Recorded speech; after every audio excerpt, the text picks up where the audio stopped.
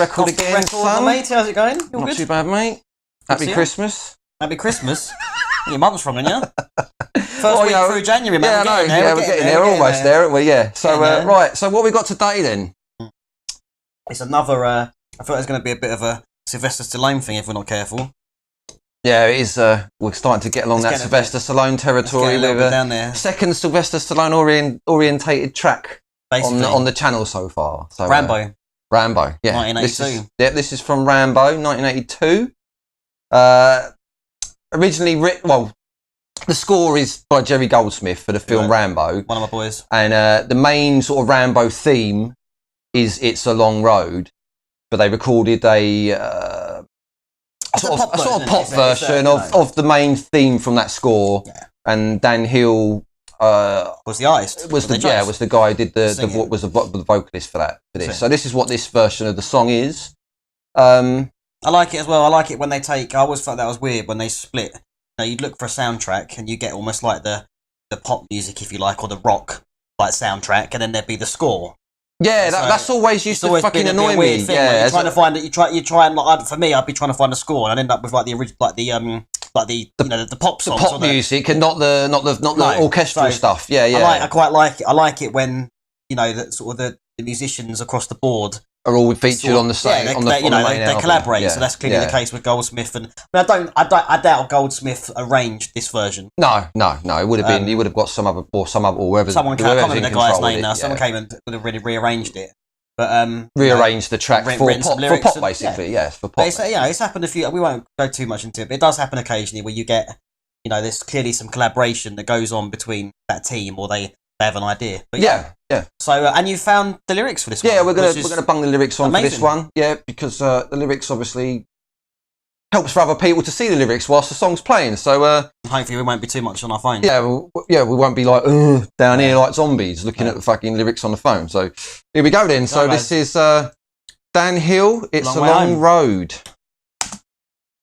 It's a long road when you're on your own. It certainly is. And it hurts when they tear your dreams apart. And every new town just seems to bring you down. Trying to find peace of mind. I mean, I like the song, but you're trying to depress me as well. You're depressed anyway, son.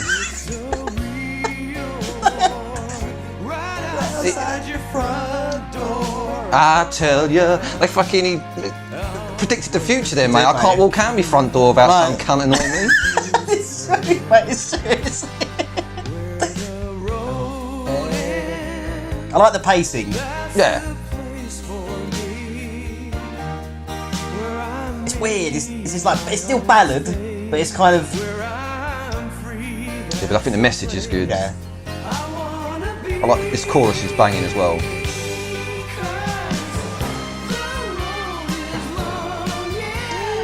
I love the strings, man. It's got that. It's that Goldsmith. It's brass again. It's got that. It's still got the score harking back into it. I love it.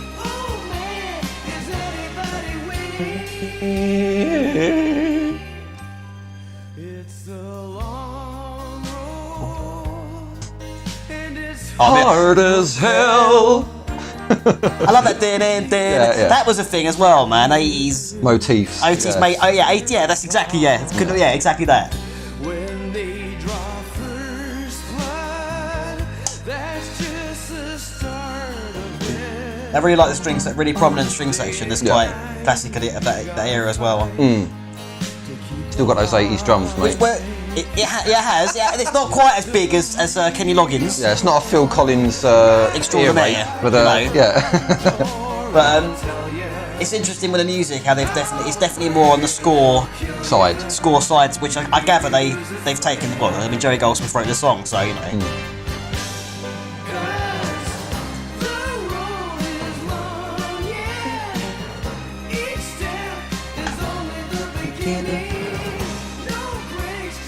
It's a weird one because I know you probably watched this film. Lots. Yeah, I've seen it. I have seen it through the years, but not for a long time. Yeah.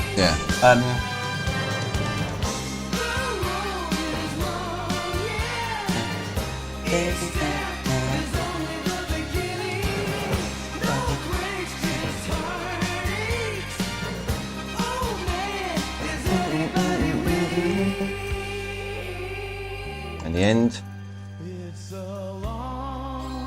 It's a Long Road by Dan Hill. Dan Hill. Stroke. Jerry Goldsmith. Stroke. Jerry Goldsmith. Yeah. Stroke. Yeah. I love that how they take. It's always interesting. Like a slight side note because I love this. How they market. Hang on. Nice. Harmonics. Harmonics. I love that. I love that. I love that. I love that. I love that. But how they'll, I could write a song, yeah. Yep. And it could be like, Richard Jaxley, yeah. Mm-hmm. Like, but you're almost thrown in the background. Do you know what I mean? Okay, They push the artist right out there, which I suppose makes sense because they're the ones who are going to sell the music. They're going to be on the stage or whatever. But I really do like that in that that they taken his cue really well. It's definitely adapted to more of a pop environment. Yeah, absolutely. Well, yeah, it's basically really it's the score, a kind of pop twist to it, just to make it kind of accessible to the more mainstream audience. So they can sell the song as well. I think Dan Hill was quite. I seem to remember my old man used to listen to a song by Dan Hill. I think it's called "Sometimes When We Touch." It's a bit. I think it's like a country song almost. Okay. So they must have. I think he might have been quite recognisable in the 80s. I think. Honestly, you don't. That's the only thing you know. I was probably slightly too young for that. Yeah, I don't. The only thing, and even then, watching the film, I wouldn't really have paid attention to the fact it was Dan Hill. Yeah, sure. But obviously, I know that song. Like when I hear that song, I relate that to the film. And we did a little bit of. Because it was a book, right? Yeah, well, Rambo, the film started off life as a book. I think it went through a few iterations of script writing to try and get it there, but it never made it. Well, it did, obviously, it made it, but I think it went through iterations, and in the end, the film kind of deviates from the book. Like, I think the main difference is I don't know if you've... Oh, spoiler alert, basically, like... In the film, it came out in 1982, mate. It come out, yeah. Yeah. If you ain't seen it, forget it. In the book, Rambo dies because he's being hunted by a Troutman, which is like a special forces guy, yeah, trained up to try and get him. Yeah, so he's chasing Rambo to try and kill him, and obviously in the film. Troutman is portrayed as like Rambo's almost father figure, like he trained him for Vietnam. But I feel like that was really important as well between those two geezers to have him. I think that the adaptation of that from the book made a lot more sense for the film. Yeah, I think so, because I think for a film that would have been quite depressing, and plus they couldn't have made any sequels if it was successful because Rambo would have been dead. And there's some weirdness as well. I saw that the film rights got sold. But I think it was bought and then got sold. I don't know. I think it's currently it's with Fox, or I can't remember who's got it now. I'm not sure, mate. I think Sylvester Stallone's making a final part of it. Actually, I've read about that recently. Yeah, I think he's going to do one last part for it. So that I quite liked the 2008 version of Rambo. Did you see that one? I missed it. Completely missed it. No, I'd give it a watch because how can I describe it? Like it kind of feels a little bit like the old one, like the first one in a way. He's kind of. I think he's out somewhere in Asia, like near sort of Cambodia and all that sort of place. Was that the one that was kind of extra, almost a bit gory? And it was proper visceral, man. I think I saw it, but I don't. It's not fresh in my mind. It's like how can we make this film kind of almost realistic, like war realistic? So like children are being killed in it and stuff. So it's pretty more fucking brutal. It's raw, man. It's like it's kind of showing the horrors of. Is that one where I remember him? He's spinning this massive gun on the turret on the back. Yeah. I've seen it. Because I think that the army in it is supposed to be like a communist army, like almost like a Cambodia or is it Burma? I think it might be Burma in the film. Was he not on holiday? Yeah, well, no. I think he's retired out there. And it's kicked off again. Yeah, and these missionaries, I think they are. They try to come over and rescue these kids, and they're trying to get him to go. And he's like, nah, fuck that, I ain't going nowhere. I'm retired now. You don't want to go there, mate, because you're going to get kidnapped. And basically, that's what happens. They get kidnapped, and then he has to go and fucking rescue them. Blah blah blah. That's right. I do remember the film. But yeah, it's a really gory film. But what did they do? Do you remember what they did in terms of the score for that? Because obviously Goldsmith is no longer with us. Well, I think they just used the old motifs through. Yeah, just maybe brought them up to date. But I think lyrically, I might just hit play on this again, Rich, just so we can show the guys kind of what we're, where we're going with it. But I think they did a good job Well, shall we? It's the same sort of thing, isn't it? Where it's the same sort of thing as which seems to be we mentioned it in the Kenny Loggins video, but you know, Stallone seems to always follow these kind of roles that are like the underdog, the kind of like the unsung hero, the lone wolf. Yeah. The lone wolf almost. Like maybe not so much in Rocky because he's just a down to earth dude, isn't he? But like in like over the top like we did last time, and Rambo, Rambo. Because wasn't he the character he's celebrated, isn't he? He's like Medal of Honor and he's a celebrated decorated, you know, it's a touchy subject, isn't it? Because the Vietnam War was controversial. Yeah, without question. And people treated I think really people in America treated the vets like, well, not all people obviously, but people in America, like, you know, the people on the kind of, you know, the liberal side of the spectrum, shall we say, they treated the vets like dog shit, basically. Like, you know, they were spitting at them when they were coming home and things like that, calling them all sorts of stuff. But I think it's I mean, I don't know too much on this subject because A is before my time. B, you know, B, I'm not American and I don't. Yeah. But I feel like I know the media had a big part in ending that war. And I know as well that was kind of a time. That kind of it was probably the first war that was really publicised in terms of journalists were allowed to go there. Yeah. And I think you had specific people who were kind of, you know, actually kind of servicemen who were filming stuff. Yeah. So it's an interesting. I suppose it's an interesting period of time, but I don't. Yeah, I suppose technically it's the first war where I mean I know there might have been the Korea War and stuff. I can't remember. That's the 50s, isn't it? I think the Korean War, but. Really, Vietnam was like the first time like everybody had televisions in their home, sort of stuff, and people it was could really big then, mate. Yeah. People could get more information. Like there was like instead of like having to read, well, you know, you read books and stuff. But it's the first time people had radios back in the day, but this is the first time you could actually see pictures of the war, like in front of you in your house. Yeah. Instead of like having to go to the cinema and watch the Cafe News or whatever. So I suppose in a sense, maybe with that, it was a case of. It was more of a public conversation where people were actually. Yeah. Whereas war, perhaps before, was kind of like hidden in a way from people. Yeah, and plus, like it's you know you can really propagandise your message on TV, can't you? So like you got people who are maybe saying the soldiers in America who are going to the war, like in Vietnam, are all arseholes, and that's why people were. I don't know. Yeah, I'm just speculating. It's not portrayed well, is it? I mean, even if you look at what was the Kubrick film there? Full Metal Jacket. No, but it's a couple, wasn't it? What was the other one? The one where they're going down. The one where they're going down the river and they meet. The fucking bloke from the mobster films. What's his name? Steven Seagal. Apocalypse Now. Steven Seagal. Steven Seagal. Yeah. I do like that bloke. That's Marlon. They meet Marlon Brando at the end, and he's absolutely fucking catatonic, isn't he? He's like mental. It wasn't Steven Seagal.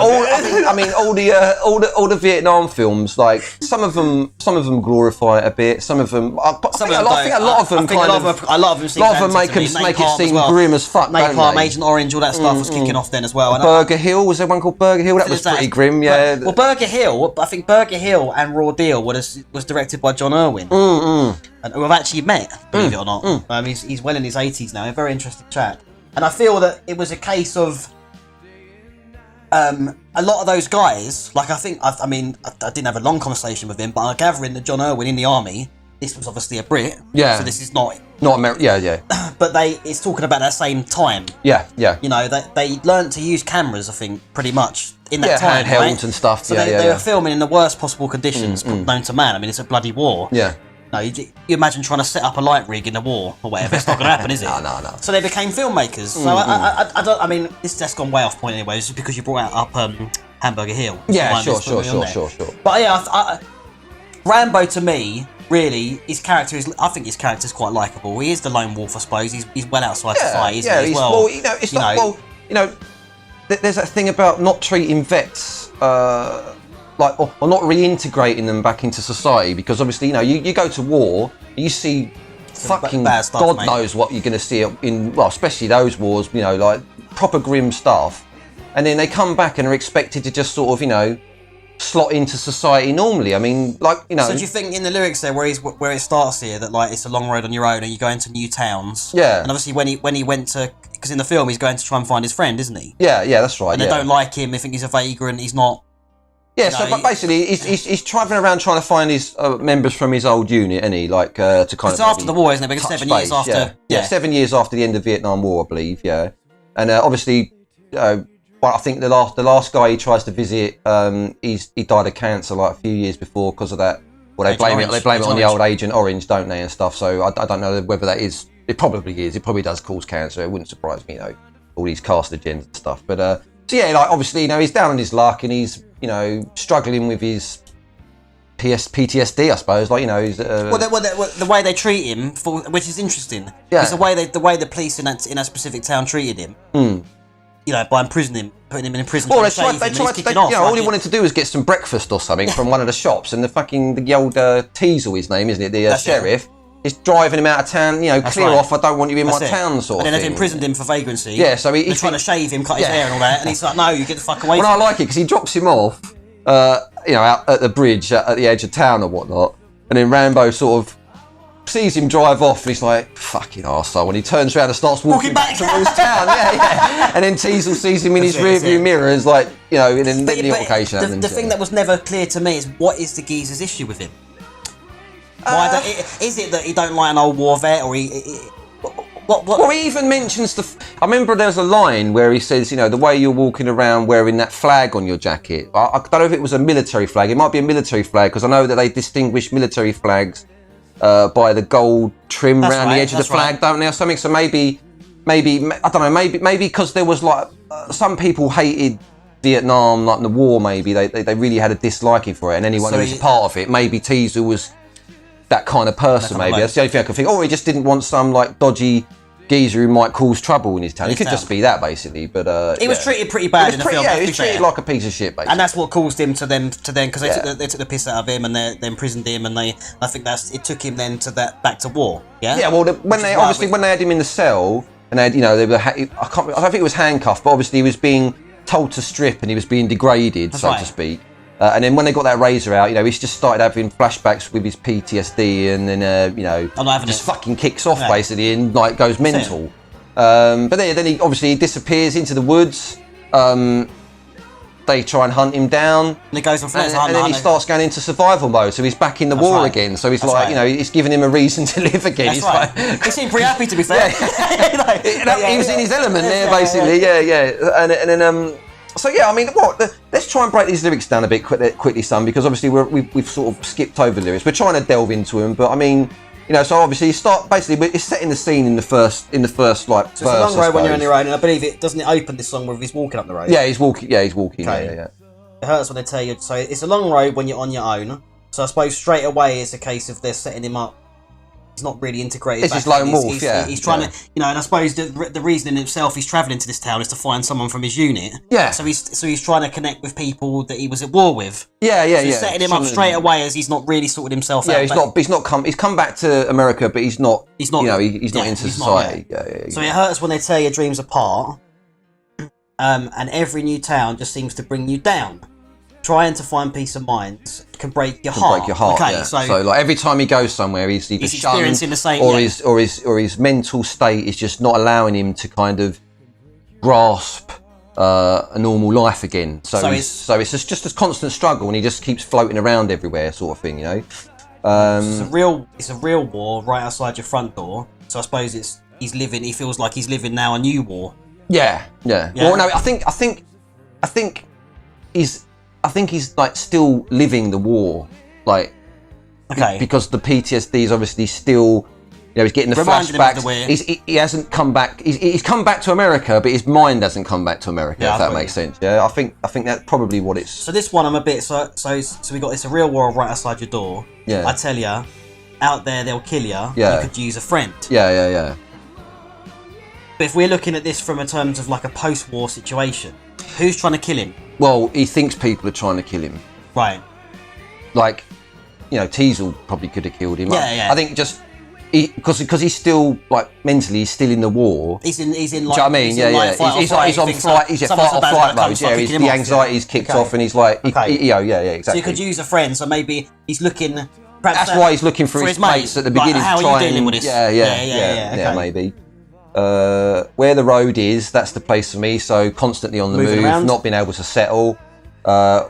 Where I'm me in my own space, where I'm free, that's the place I want to be. So he's trying to find peace, solace. He's trying to find a way out of this nightmare, basically. Yeah, which is fair enough. Yeah. Because the road is long and each step is only the beginning.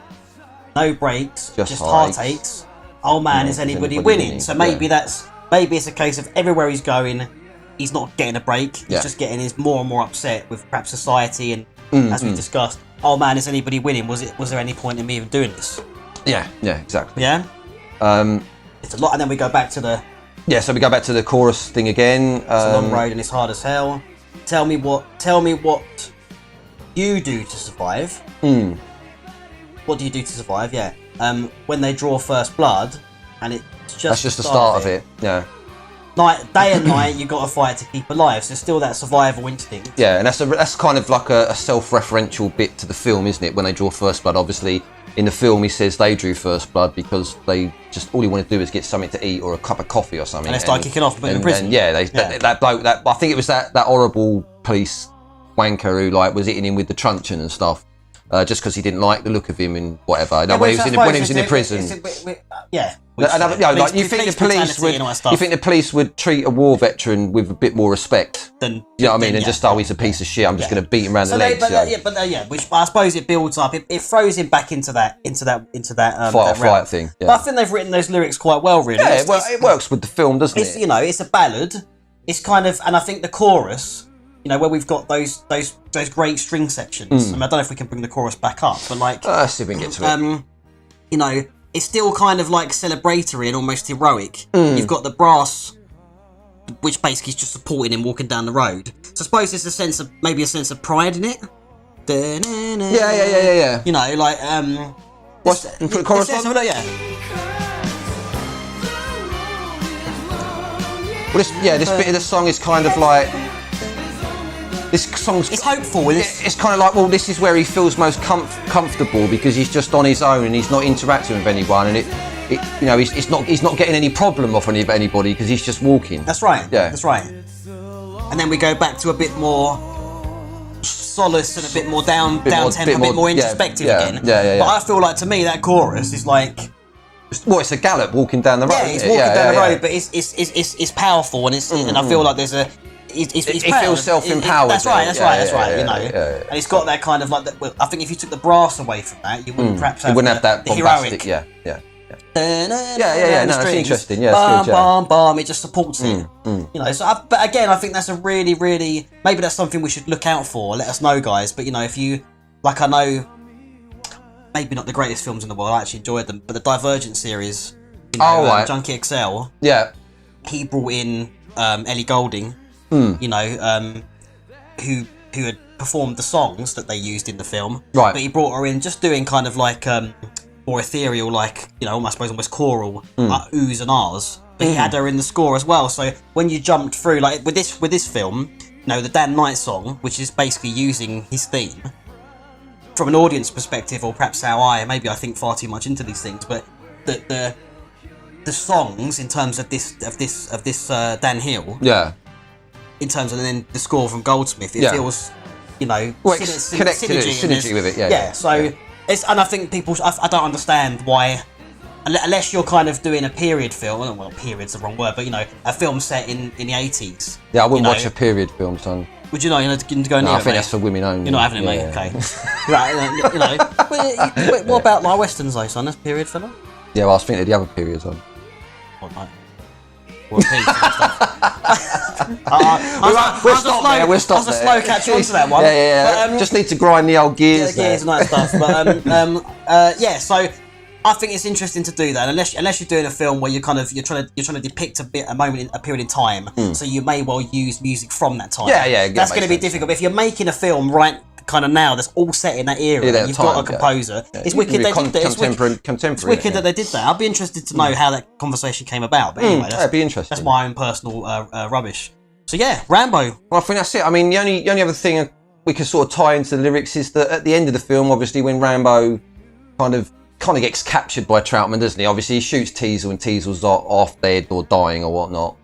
He says, if you don't turn yourself in, you know, you're going to die, you're going to get shot. And then he kind of drops his guns, breaks down, and then just goes into probably what I would say is one of Sylvester Stallone's best acting moments, when he has that breakdown in front of Troutman and talks about the war and talks about his mate getting blown up and all that sort of shit. You know, I think it was a good performance. I think really Rambo's an underrated film, especially for Sylvester Stallone's career. You know, his acting capability. You know, so some people still say you can't understand it, but I think it was one of his best films. I think that's probably his best moment. In fact, probably one, or at least one of his best moments. It's definitely a good franchise. I think when you think of the 80s, that film definitely comes to my mind, alongside many other films, without question. But you know, yeah, Rambo's definitely a good film, and it's still going on. So there's still scope for us to talk about the later ones. I mean, we mentioned the 2008. Yeah, the 2008 one's a good which film. was just called Rambo, right? Just Rambo.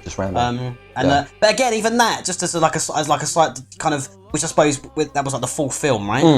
You know, so it's developed. We've seen his character sort of. This is the fourth time we've seen his character. But even then, you know, the guy's retired and he's seen some wrongdoing happening. Yeah, with those people getting kidnapped, and he's not having it. So it's kind of almost like that sort of like, you know, like he stepped in and said, these guys are wrong uns, I'm stopping it. Yeah. So he's a good guy, basically. Rambo, is what I'm trying to say. Yeah.